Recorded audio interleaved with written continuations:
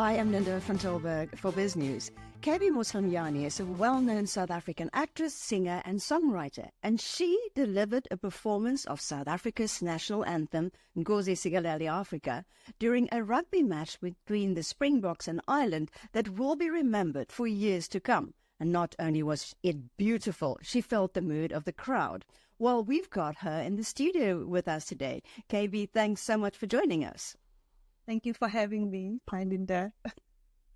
Well, can you walk us through that experience of singing the national anthem at the Springbok match against Ireland? Firstly, receiving that phone call that says, come and sing the national anthem for us. I remember the first time I got the call, the gentleman was giving me all the information and I said, yes, I'd be happy to. It would be my honor. And then at the end of the call, he said to me, is there anything else you'd like to ask me? And I said to him, no, I need to get off the phone because I want to scream. Because it is such an honor, such a privilege to get such a request. And when you are there and you see the Springboks, the world champions, and you see the crowd and everybody there, and you have to deliver this anthem, I cannot even describe the feeling. It is just a beautiful feeling, I think, for any artist to ever get the opportunity to do it. Were you a Bok fan before this? I wasn't not so much a Bok fan, but I knew the Springboks because, they're doing so well all over the world. I've been to the first tour after they won the World Cup, the trophy tour. I'd been to that in town in Joburg CBD. So I knew the team and I love the spirit that they embody and what they bring to South Africa and to South Africans as a whole. So I think they won me over the first time I sang the anthem, which was in 2022 when they were playing against Wales. And when I got to see the team for the first time, that's when I really felt that connection and that deep sense of being part of the team, so to speak. And you just sense that the crowd wanted to sing. So, you turned your mic to the crowd. I mean, how did you judge the mood there? So the first time when I did sing the anthem, I remember that there was a point, because as the anthem goes, the crowd gets so involved in the song. And I kept struggling to hear myself when I was hearing the crowd in my earphones. So I thought to myself, if this opportunity comes up again, it would be so great for the world to hear how the stadium is sounding like. But you also cannot predict what's going to happen. You cannot predict, if the crowd will also follow what you are doing. So it's almost like a split-second thing where, as it was building towards that, I thought, oh my gosh, what if they don't understand what I'm trying to do? But I just felt it. I just felt it. I just thought to myself, you know what? Let me let me just go with it. It was like jumping off a cliff, to be honest. And the crowd caught me. They caught on. They sang along, and I could not believe what I was seeing. It was so magical. It was really amazing. It was an absolute goosebumps moment. Your path, as you're a singer, you're an actress, you're a mom, what inspired you? Who are your role models? So firstly, my parents. I come from a village called Muruleng in Pilanesberg in the northwest province of South Africa. My parents are songwriters. They compose choral music. They write literature. So just seeing how they love what they do, but also how they share what they do with everyone. Everywhere I go, somebody will say, oh, your mom taught me, because they're also teachers. Your mom was my teacher. Your dad was my principal, and so on and so forth. So firstly, my parents. And then in the industry, I've come to admire artists like Miriam Makeba, Leta Mbuli, who is, I love her music. Who else? Abigail Kubeka, who's also a beautiful vocalist. She's doing a lot more acting now. But to see how she is still in the industry and how she's still performing is quite inspiring to me. So what do the Springboks embody for you as a South African? Courage. I sometimes play very small because of my background, because of where I come from. But on the two occasions where I got to sing the anthem, Kolisi was the captain, and he has told his story about his background and where he comes from. And when you see him in person and you see just how confident he is and the courage that he has, and how in control he is of his environment, but still extremely humble, that for me struck a chord. And it encouraged me to just be comfortable with myself and be confident in what I do. And once you show and demonstrate that confidence, then everybody else will come along with you, and they will rally behind you. And with South Africa, we know that we're always dealing with the dynamic of race and color. But the Springboks, for me, they've demonstrated that it's got nothing to do with that. You are a South African, and when you have a role that you need to perform, you must just go out there and do your best. Another thing that stands out for me a lot with the Springboks is I always look out for Uncle Rassie's comments when they didn't win a match. Trust me, they don't mope about. He says, we didn't do a good job. Sorry about that. On to the next. We are still here. And I think that is how they've managed to each time really all South Africans support. And that is what I have learned even as far as 2 weeks ago from them. Yeah, so you learned from Rassie. I did. I did. Look, we don't always have a coach as artists. You don't always, or just as people, even just artists aside, we are human before everything else.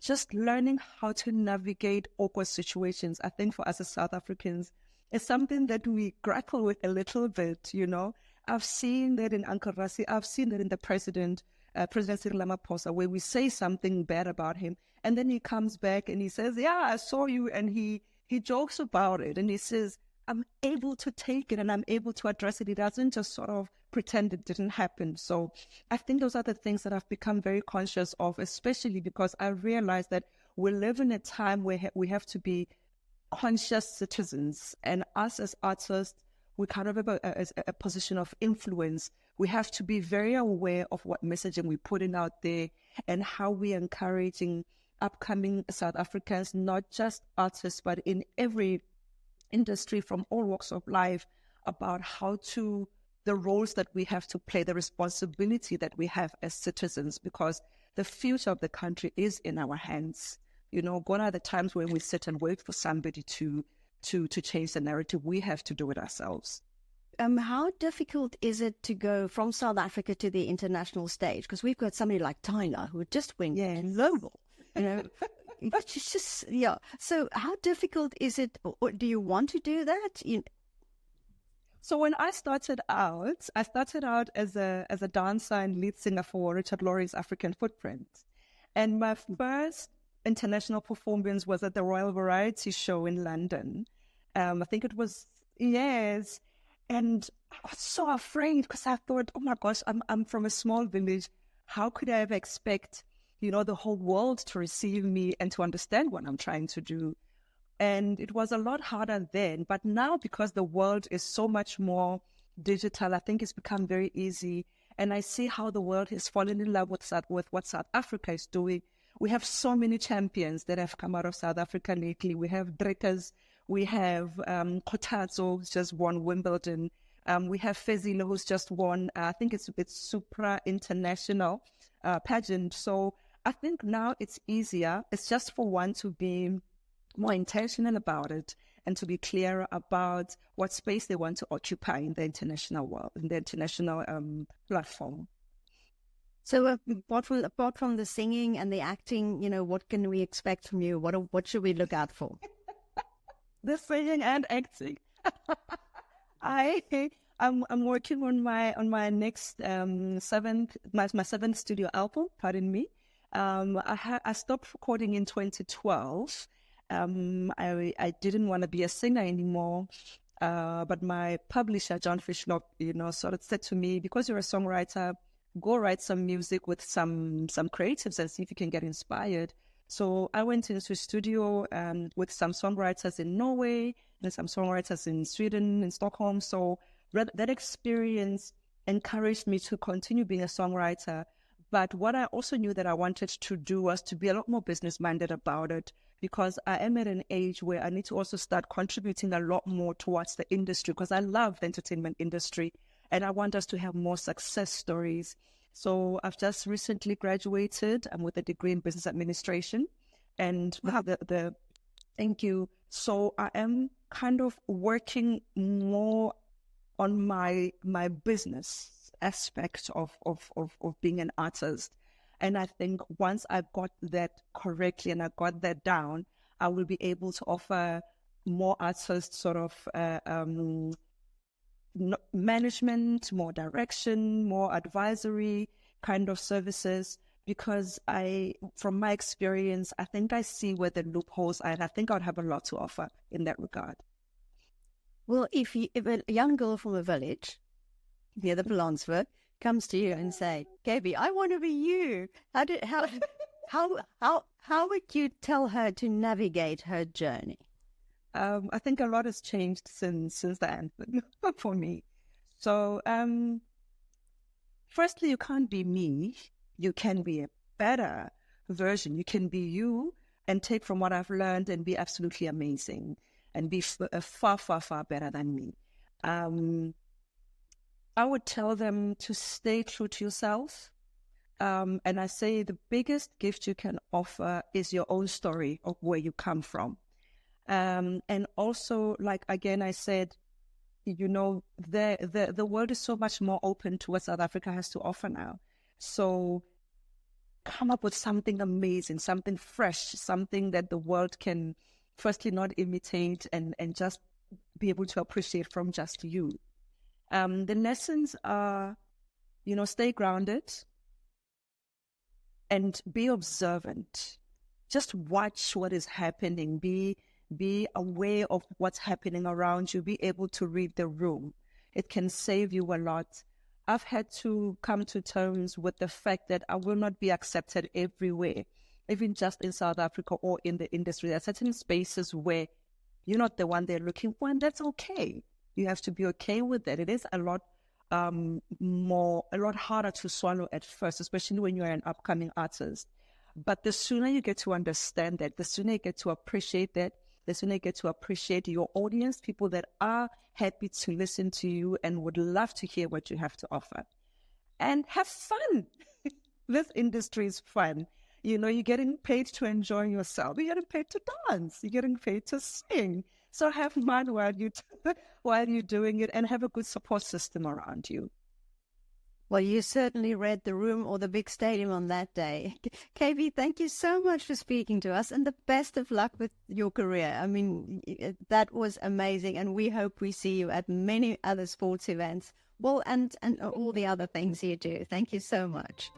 Thank you so much for having me. I look forward to performing in London very soon, and if I do, I will definitely let you know.